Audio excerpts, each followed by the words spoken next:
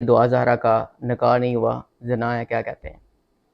देखें, अगर आप अपनी ज़ाती ज़िद की बिना पे अपनी बच्ची पे इस हद तक तोहमत लगाएं कि उसने निकाह नहीं किया, ज़िना किया, मैं कहूँगा कि आप अपनी ज़िद में अंधे हो चुके हैं। शादी में वली शामिल नहीं था। देखिए, जिन बच्चियों के माँ बाप नहीं होते, वालिदैन नहीं होते, जिनका आगे पीछे कोई नहीं होता, यतीम खाने की जो बच्चियाँ होती हैं, उनके भी तो निकाह होते हैं। न्यूज टुडे की वीडियोस देखने के लिए हमारा चैनल सब्सक्राइब कीजिए और बेल के आइकन पर क्लिक कीजिए ताकि आप हमारी आने वाली तमाम वीडियो से बाखबर रह सकें। बिस्मिल्लाहिर्रहमानिर्रहीम। अस्सलाम वालेकुम नाज़रीन, मैं हूं आपका मेज़बान मियां मोहम्मद आसिफ और आप देख रहे हैं न्यूज़ टुडे। नाज़रीन, आज हमारे साथ जानी पहचानी शख्सियत फ़र्क शाह साहब मौजूद हैं। दुआ ज़हरा के केस दिन ब दिन हाइप क्रिएट कर रहा है, उस हवाले से हम इनसे जानते हैं। अस्सलाम वालेकुम शाह जी। वाइसलाम। शाह जी, सबसे पहला सवाल ये है कि ये दुआ ज़हरा का निकाह नहीं हुआ, ज़िना है, क्या कहते हैं? देखें, अगर आप अपनी ज़ाती ज़िद की बिना पे अपनी बच्ची पे इस हद तक तोहमत लगाएं कि उसने निकाह नहीं किया, ज़िना किया, मैं कहूँगा कि आप अपनी ज़िद में अंधे हो चुके हैं और आप अपनी बच्ची को इतने बड़े जो एक गुनाह से जो है ना वो नवाज रहे हैं और एक लक़ब से नवाज रहे हैं। देखिए, उसने अगर गलत तरीके से आप लोगों की मर्ज़ी के ख़िलाफ़ जाकर निकाह किया, अदालत में जाके मौलवी के सामने शरई निकाह भी किया, कानूनी निकाह भी किया, निकाह जो अदालती एक कार्रवाई होती है वो भी किया, तो उसको आप इतनी बड़ी गाली का नाम ना दें। ये उस बच्ची के साथ ज़्यादती है और बहैसियत माँ-बाप ये ज़ेब नहीं देता कि अपनी बच्ची के निकाह को आप इतनी बड़ी गाली का नाम दें, ठीक है? तो साबित हो चुका है, उसने कानूनी निकाह भी किया, शरई निकाह भी किया, तो इस निकाह को आप ज़िना जैसी गाली का नाम नहीं दे सकते, जायज़ ही नहीं है। फ़र्क शाह साहब, ये कहा जा रहा है कि इस शादी में वली शामिल नहीं था। देखिए, जिन बच्चियों के माँ बाप नहीं होते, वालिदैन नहीं होते, जिनका आगे पीछे कोई नहीं होता, यतीम खाने की जो बच्चियाँ होती हैं, उनके भी तो निकाह होते हैं। वली की गैर मौजूदगी में जो मौलवी होता है ना, मौलवी वो वली होता है, उसको वली कंसीडर किया जाता है। तो इसमें इस निकाह में भी वो वली वो कंसीडर हुआ क्योंकि उसका बाप मौजूद नहीं था, मर्जी के खिलाफ शादी थी, ठीक है, पसंद की शादी थी, तो बाप शामिल नहीं हो सकता था। एक उज़र तो आ गया ना उनके तो पास शरई तौर पे, ठीक है। तो इस बिना पे उन्होंने जो वली उसको कंसीडर किया है अपने मौलवी को, तो उस लिहाज से तो इनका निकाह जायज़ है, इसको आप जना का नाम नहीं दे सकते, जना कह ही नहीं सकते, ना इसको आप कह सकते हैं कि ये निकाह फासिक है या ये निकाह बातिल है, ऐसा कुछ कह ही नहीं सकते आप। दुआ ज़हरा ने अपनी मर्ज़ी की शादी की है, आप क्या समझते हैं, मर्ज़ी की शादी करनी चाहिए? बिल्कुल करनी चाहिए। हम जिस मज़हब का हिस्सा हैं बहैसियत मुसलमान, हम जिस नबी की उम्मत है, आप सरकार सल्लल्लाहु अलैहि सल्लल्लाहु अलैहि वसल्लम, वसल्लम। आप सरकार का फरमान मुबारक है कि बेटियों के और बेटों दोनों के बारे में है कि उनसे शादी से पहले उनकी मर्ज़ी पूछो, उनकी पसंद नापसंद को जानो, ठीक है? तो इसमें कोई शरई तौर पे कोई बुराई नहीं है, कोई ममानियत नहीं है क्योंकि उन्होंने ज़िंदगी गुज़ारनी है, ठीक है? और एक हदीस आती है कि भी 3 चीज़ों के बारे में कहा गया है, और खूबसूरती, मालो-दौलत और ईमान। इन तीनों में से देखो किस बिना पे शादी करना चाहते हो। ईमान को प्रायोरिटी दोगे तो वो तुम्हारे लिए ज़्यादा बेहतर है, ठीक है? तो इसमें ऐसी कोई मान्यत नहीं कि शरई तौर पे कोई ऐसा हर्ज नहीं है कि आप बेटियों से, हाँ, आपने अगर अपनी अना और ज़िद का मसला बनाया वो एक अलग बात है। वो जहालत का कॉन्सेप्ट आपको पता चलता है, ज़िद्दें और वो अना और वो लड़ाई बना लेते हैं कि जी नहीं ऐसा होने नहीं देना, तो वो एक अलग बात है। शाह साहब, ये बताइएगा कि वालदैन बड़े ही काबिल एहतराम होते हैं, वालदैन का बड़ा मुकाम होता है, जी बिल्कुल। तो वालदैन की दिल आज़ारी करके दुआ ज़हरा ने शादी की, जो कि इंतहाई नामुनासिब काम है। तो आप क्या समझते हैं कि इस सिचुएशन में वालदैन को क्या करना चाहिए? देखिए, जो अब करंट सिनेरियो है ना, इस वक़्त जो सिचुएशन नज़र आ रही है, मैं तो यही मशवरा दूँगा इनके वालिदैन को, बल्कि मेरी उनसे दस्तबदस्ता गुज़ारिश है कि इस बच्ची को माफ़ कर दें, बड़े दिल के साथ। आपका खून है, आपकी औलाद है, आपकी बेटी है, उसने गलती की, गुनाह किया है, कि कर दिया उसने, हो गया। लेकिन जो ये नाख़ून है ना, ये माँ से कभी जुदा नहीं होते। इस बच्ची को साल, 2 साल, 3 साल बाद ज़िंदगी में कभी भी तकलीफ़ होती है, कोई परेशानी होती है, तो आप भी उस तकलीफ़ को महसूस करेंगे। तो बेटी है आपकी, खुशनुबी के साथ, बड़े दिल के साथ इस बच्ची को माफ़ करें, इसके रिश्ते को, इसके निकाह को, इसके ख़ावंद को, उनके ससुराल को, उन सबको आप कबूल करें। एक अच्छा प्यार मोहब्बत का पैगाम दें, एक माशरे में उनको इज़्ज़त के साथ ज़िंदगी गुज़ारने दें। अगर आप ऐसे ही उनको दर-बदर ज़लील करेंगे, अदालतों में घसीटेंगे, तो कल कोई इनका भी कोई फ्यूचर नहीं रहेगा, आने वाले बच्चों का भी कोई फ्यूचर नहीं रहेगा इनके। अल्लाह ने इनको आगे औलाद देगा, मियाँ-बीवी हैं, तो आगे से वो बच्चे भी जो है ना इस माशरे में इज़्ज़त के साथ और वक़ार के साथ ज़िंदगी नहीं गुज़ार सकेंगे।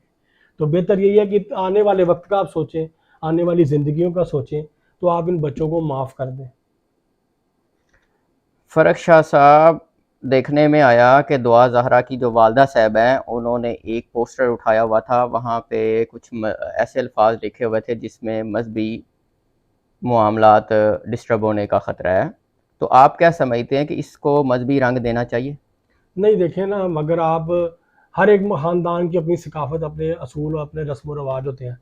उनसे हट के भी अगर आप बात करें, तो अगर आप किसी मामले को अगर मजहबी रंग देते हो तो जुल्म और ज़्यादती है, सोसाइटी को ख़राब करने की कोशिश है, सोसाइटी डिस्टर्ब होती है, मुआशरा आपका ख़राब होता है। तो मुआशरे में हर किसी भी किस्म के नुकसान का आपको अंदेशा होता है।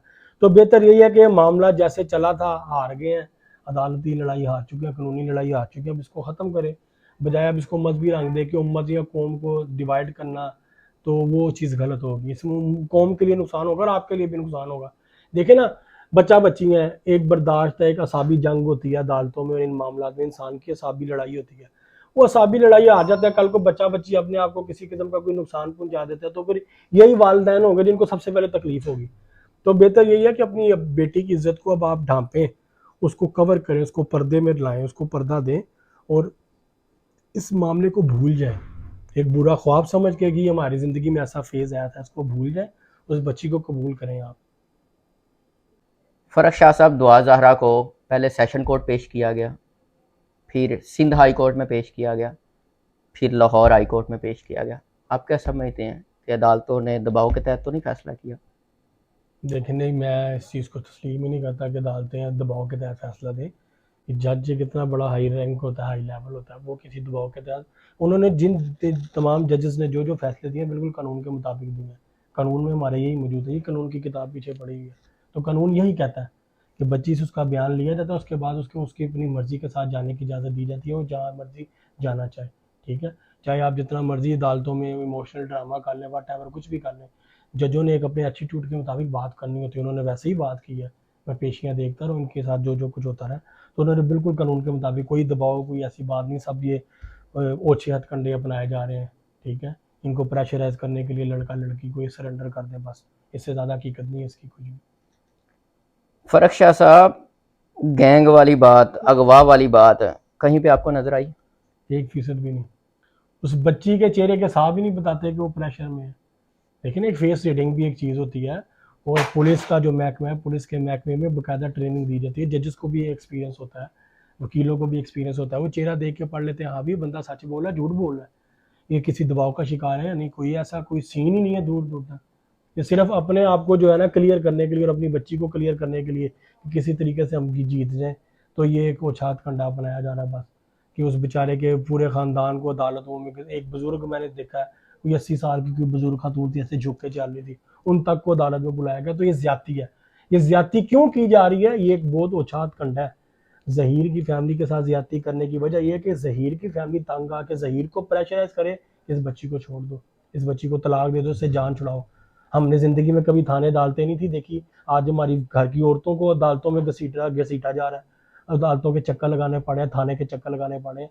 तो ये सब कुछ सिर्फ इसी वजह से किया जा रहा है। ये ओछियत कंडों का नाम मैं इसलिए इनको दे रहा हूँ कि ये चीज़ें ना की जाएँ।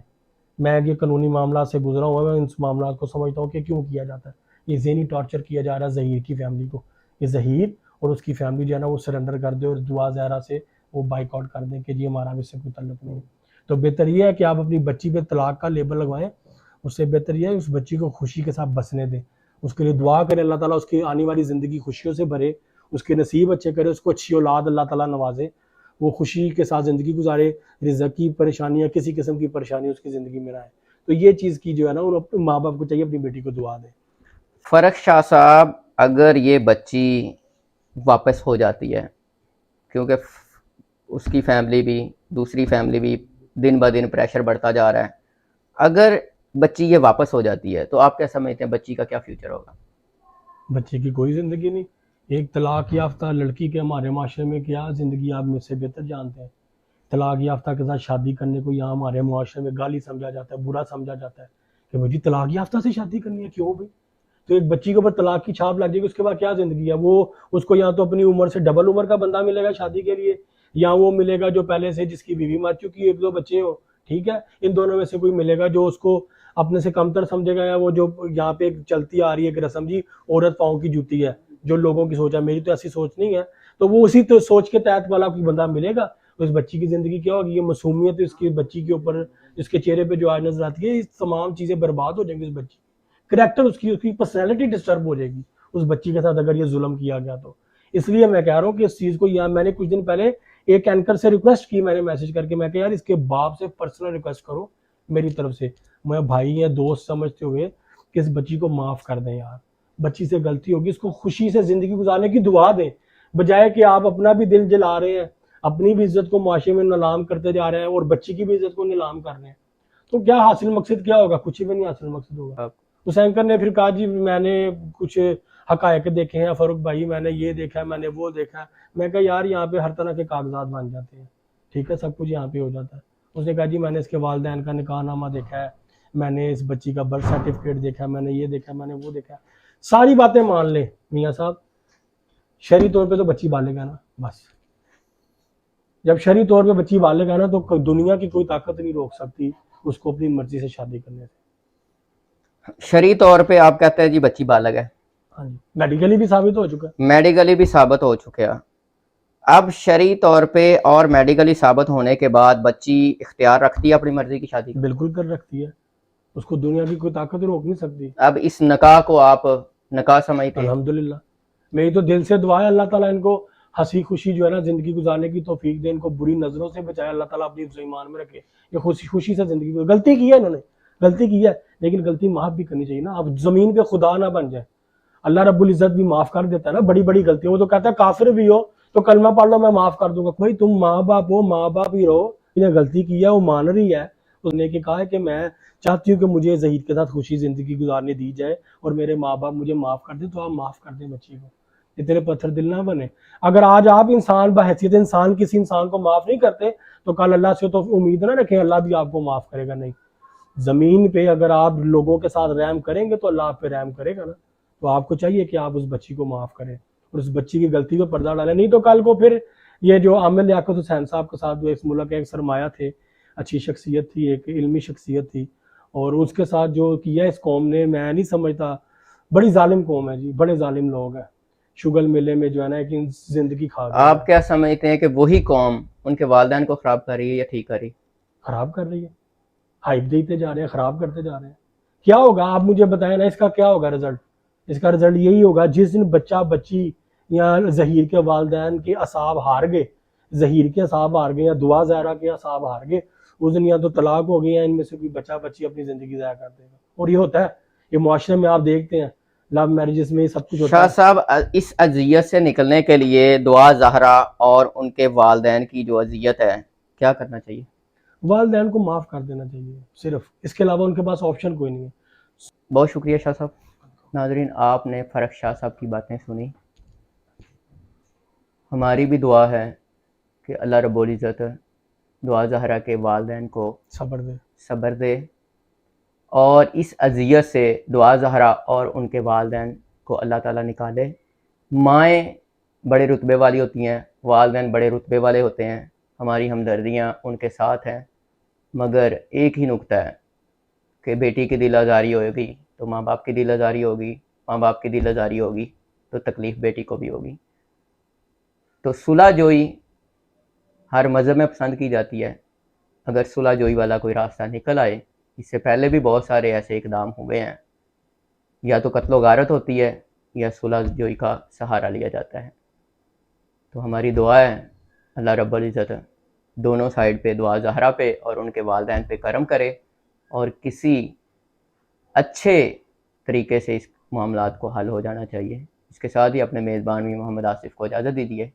अल्लाह निगहबान।